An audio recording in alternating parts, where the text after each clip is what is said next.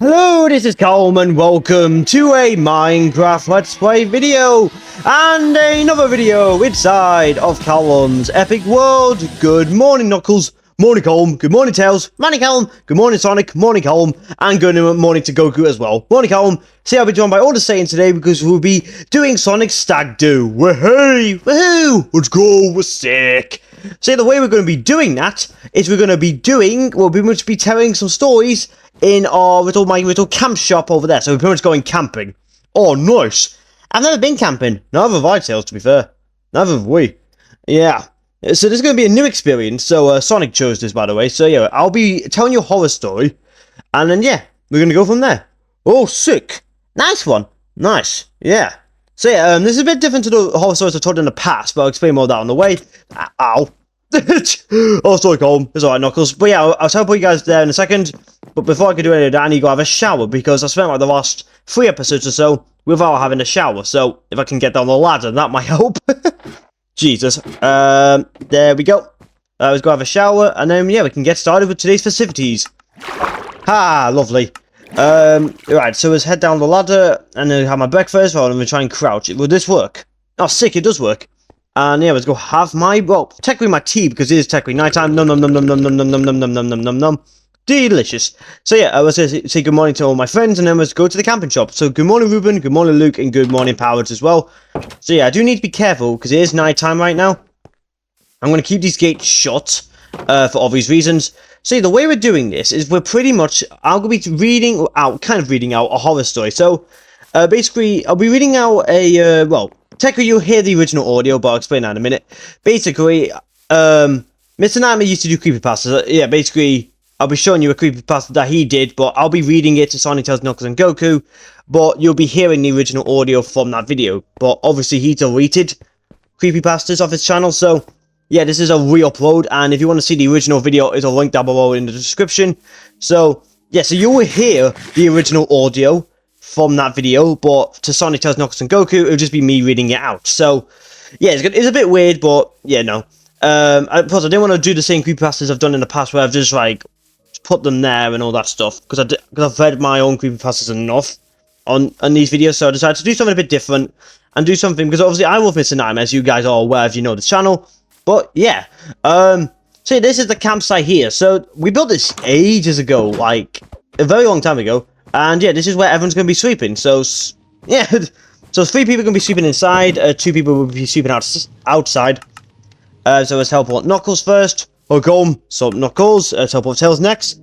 Sup Colm, sup Tails, now I need to teleport Goku and the man himself, Sonic. So, Goku, hi Colm, and, Sonic, the man himself.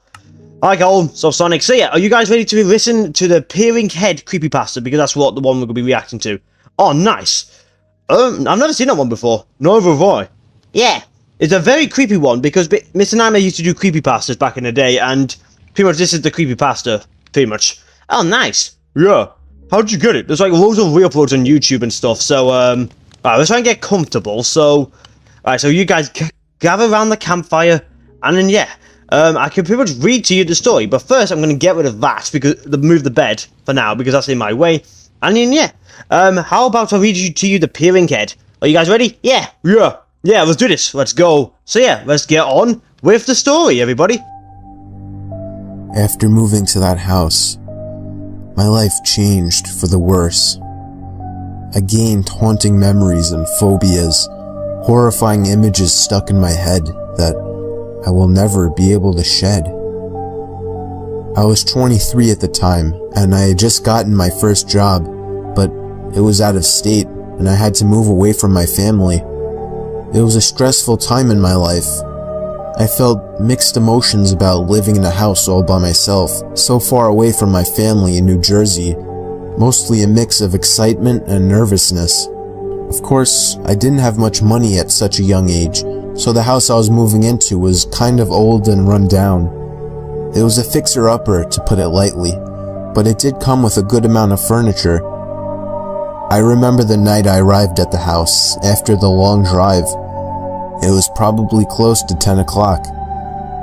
Lugging that giant duffel bag of clothes up to the empty house, dropping the bag on the porch, pushing the key into the keyhole and turning it, unlocking more than just the door, but a whole new chapter to my life. The rest of my life, of independence. Of course, at that time, I didn't know what I was really walking into. On that first night, I tried to familiarize myself with the house a bit. There was a living room, a kitchen, a dining room, a basement, 2 bedrooms upstairs, and 2 bathrooms, one upstairs and one in the basement. I had the basic necessities furniture-wise, a fridge, an oven and microwave, a couch, a bed, and such. All the floors were wooden and a bit creaky. It was more of an ideal place for an old woman, but the price was right. I was so exhausted that I just brushed my teeth and went to sleep on that old bed in the bedroom, not caring how dirty it might have been.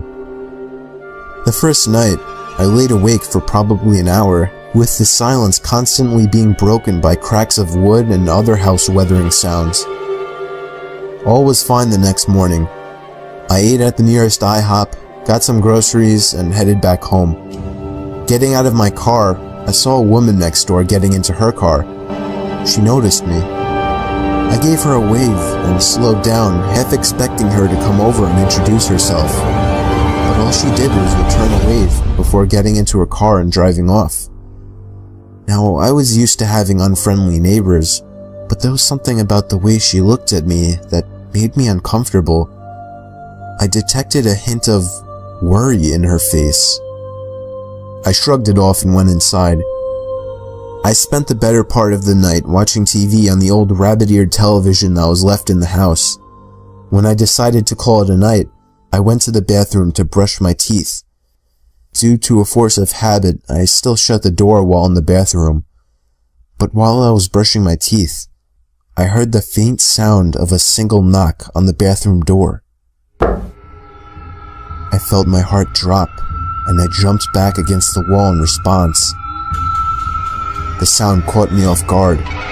It wasn't the sound of wood settling or anything like that.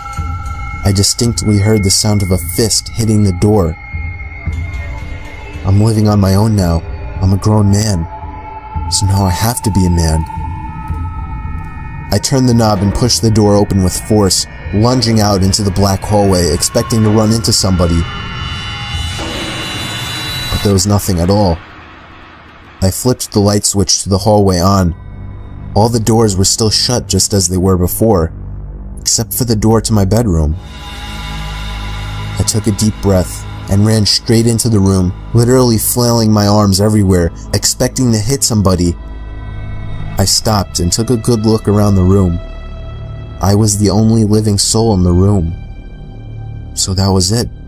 There was no other possible place an intruder could have gone. I would have definitely heard them run down the creaky old steps, and I would have heard any of the doors close. I was at this point convinced it was just my imagination, or more house noises, maybe a mix of both. I had trouble falling asleep that night. I jumped at every little noise, paranoid of my surroundings. I was acting like a terrified little kid. After flipping over trying to get comfortable for the 100th time, I noticed the door to my bedroom was open. From what I remembered, I had not left it open.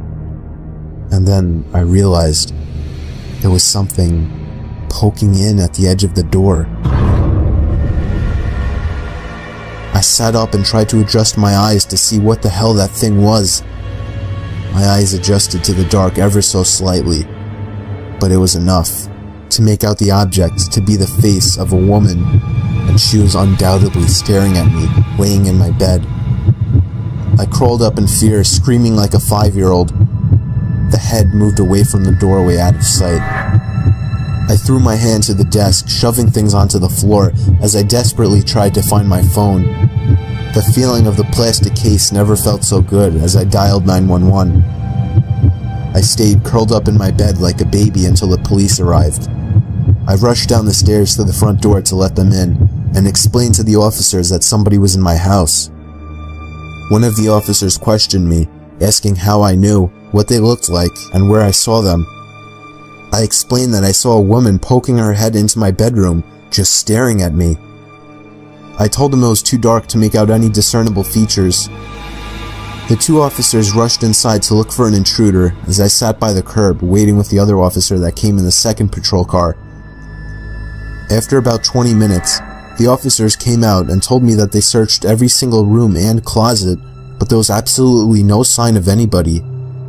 The officers proceeded to ask me some questions, eventually asking if I live alone, to which I responded that I just moved away from my family all the way in New Jersey. The police officers looked at each other, and one of them stepped forward and claimed that he knew what was going on. The officer said that he's seen this happen many times before.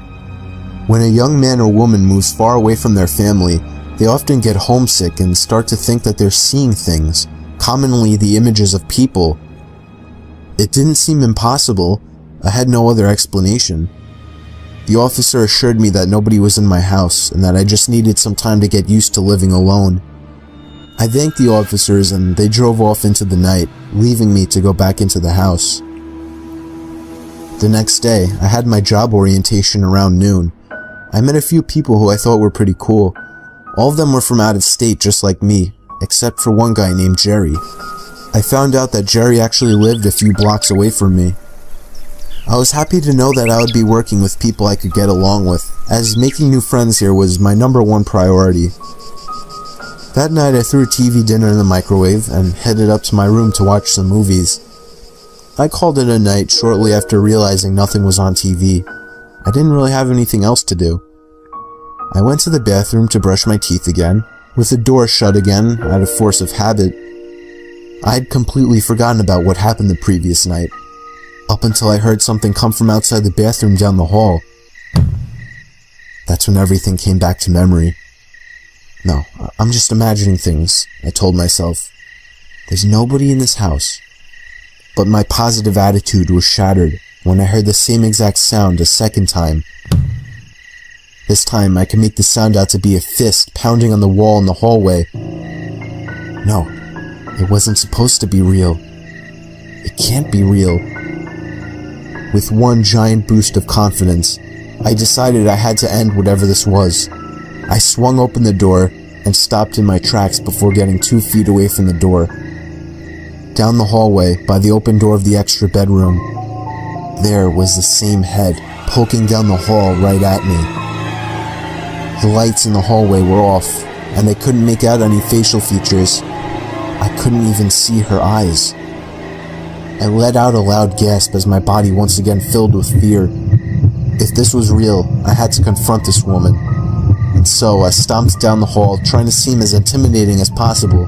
But as I got within a couple feet of the door, the woman slowly moved her head away from the doorway and out of sight. As soon as I walked through the doorway, I flicked on the light switch and scanned the room.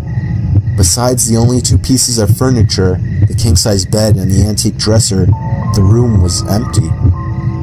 I got on my hands and knees and looked under the huge bed. Nothing. Then I saw the closet in the corner of the room. This had to be it. She had to be in there. With one swift motion, I turned the knob and swung the door open. Nothing, except for a bunch of hanging ties, old jackets, and a pair of boots on the ground further back in the closet. The inside of the closet smelled disgusting, so I immediately shut the door and let it be. I was left in the empty room scratching my head. There was nobody in here. The officer was right. I was so homesick that my mind was creating phony images of a person. As I was walking out of the room, I felt a sharp pain in my right foot. I lifted my leg up to see what I had stepped on. It was glass.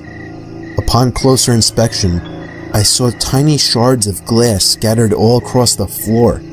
Whoever was in charge of cleaning this house up did a bad job, but it wasn't that big of a deal.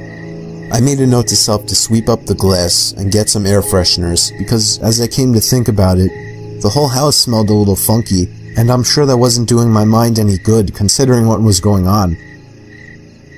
It was another sleepless night, but thankfully I had nothing going on the next day. Come morning I did some grocery shopping, but when I got home, I realized I'd forgotten the air fresheners. I didn't feel like driving back to the store, so I decided I could deal with the house odor for a little while longer. I did a lot of work around the house that day. I put some new furniture in, swept up the broken glass, and I got a good amount of cleaning done, mainly dusting off all the old furniture so that I didn't feel like I was living in a dead person's house. I went for a bike ride later in the day to the woodsy area of the neighborhood, and when I got back, I cooked myself a dinner for the first time and called it a night. When it came time to brush my teeth, I was almost dreading having to go back in that bathroom after the previous nights, but I brushed my teeth without any interruptions. I breathed a sigh of relief when I was done and continued back to the old rickety bed in my bedroom. Maybe I was finally getting over the delusions. I did my nightly movie watching before turning off the TV to be alone with my thoughts. I was eager to start work, just to end the constant loneliness. I needed something to take my mind off of the weird things I had seen. About half an hour later, I finally drifted away into a deep sleep, only to be woken up to a loud bang. I sat up while rubbing my head, confused, and that's when I saw it. At the edge of my bed was the woman I had seen before, peering over the bed so that only her head was visible once again. I let out a high-pitched shriek, completely horrified by the disturbing sight. It's not real. It's not really there, I told myself, but it wouldn't go away. It just stayed at the edge of my bed, watching me. I looked to my right at the lamp sitting on the nightstand right next to my bed. I didn't want to feed my mind's tricks and games, but I had to see what this thing looked like. I reached my hand out to the knob on the lamp and clicked it to the right. The bright light of the lamp illuminated the room, along with the face at the end of my bed. And what I saw has been engraved into my mind. This was no ordinary woman. The few hairs that were still attached to her scalp were long, gray, and tangled. Her skin was cracked, her mouth hung open, revealing stained brown teeth, and her eyes, there weren't any. There were just two gaping black holes in her face. I screamed louder than I knew I could, and flung my pillow across my bed to the thing, and just like that, the thing was gone. My heart was probably beating 300 times a minute, and yet I was frozen in a curled up position in my bed. What had I just seen? I only got about 2 hours of sleep that night. Things seemed to be getting worse.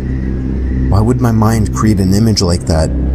I had no idea what to think anymore, so I called my mom and informed her of what was happening. I didn't want to admit something like hallucinations in fear that my mom would think I was sick, and the last thing I wanted to do was worry my mother, but I had no one else to talk to about it. So I explained everything, and as I expected, she started to freak out and panic, assuming somebody was actually in my house. And then I told her about the awful, decaying features of the woman's head. I immediately detected that her tone had changed from worried to confused and concerned. She told me to get as much sleep as possible and to take my vitamins every day.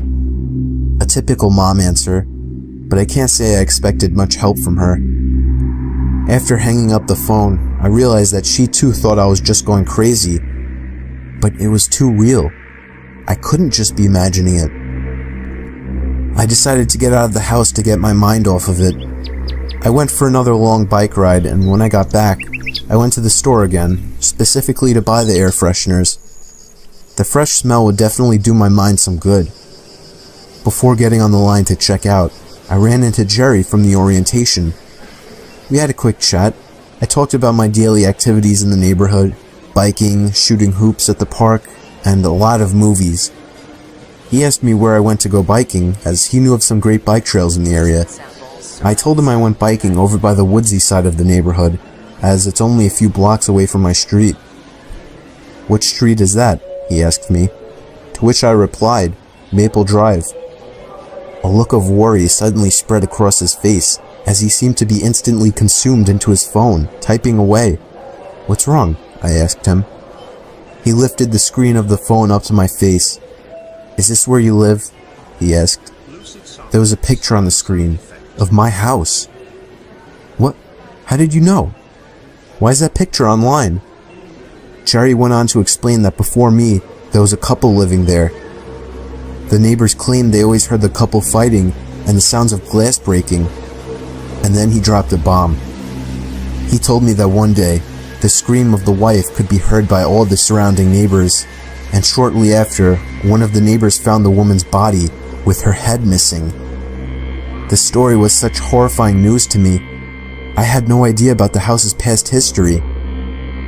I left the store shaking in my feet, feeling like my legs were getting weaker as I walked to my car. I got lunch at Wendy's and took a long detour back home, trying to think everything out. Things were starting to make sense. The low price, the old furniture, the broken glass. But one thing wasn't accounted for: the smell. The horrible odor in the house, specifically in that closet. What if something's in that closet? I had to get home and find out what was in that closet. After getting home, I immediately ran straight to the extra bedroom with the closet. I swung open the closet door to have a blast of foul air hit me right in the face. The smell seemed even more unbearable than before. I ravaged through the closet, throwing all the hanging ties and jackets out onto the king-sized bed. There was nothing at all. There was absolutely nothing else in there besides the ties and the jackets. It was just a regular closet. I felt a headache coming on. It didn't make any sense. I plugged the air freshener into the outlet in the closet and shut the door, not even bothering to hang the ties and jackets back up. I didn't understand where the odor was coming from, but it didn't matter anymore. The air freshener would take care of it. I walked out of the bedroom, but with the feeling of having missed something. I didn't really know what, but I felt like my brain was trying to tell me something. I didn't dwell on it though. I was more focused on calling my mom and telling her about the history of the house.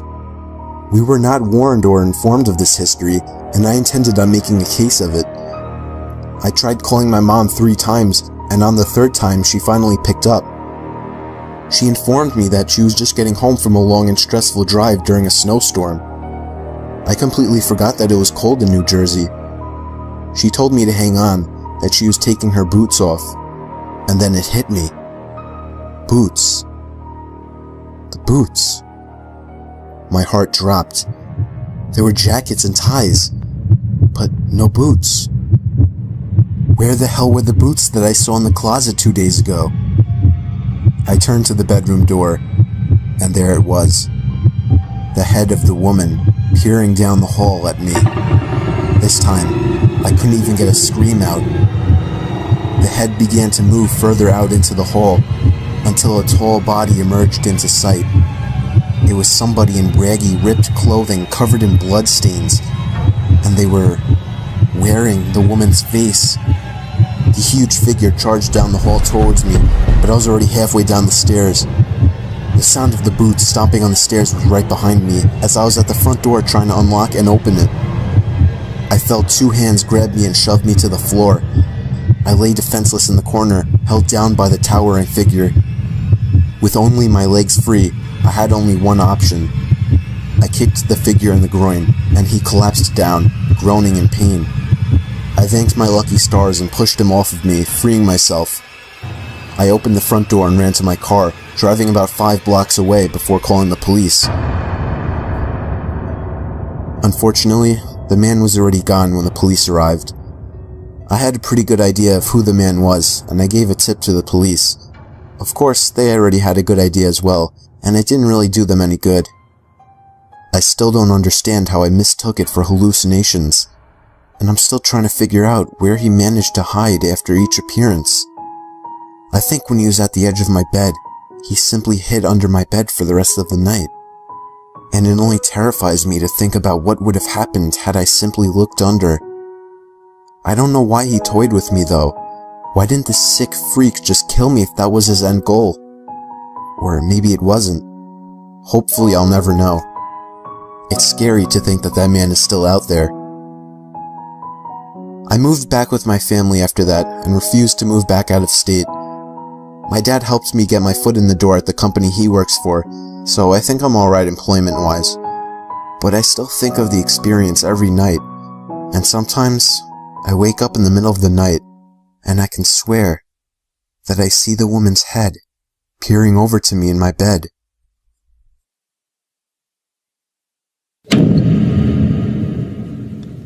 Right, so that was the story of peering in, and Goku, you seem a big side, don't you? Yeah, he does as well. Yeah. Yeah, what's wrong with you, Goku? That was exciting. To be fair though, he does have a point. Yeah, that story creeped me out.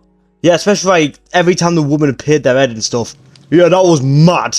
But yeah, that was pretty much everything. So yeah, Sonic, how do you feel last moments before we end off this episode, before you get married?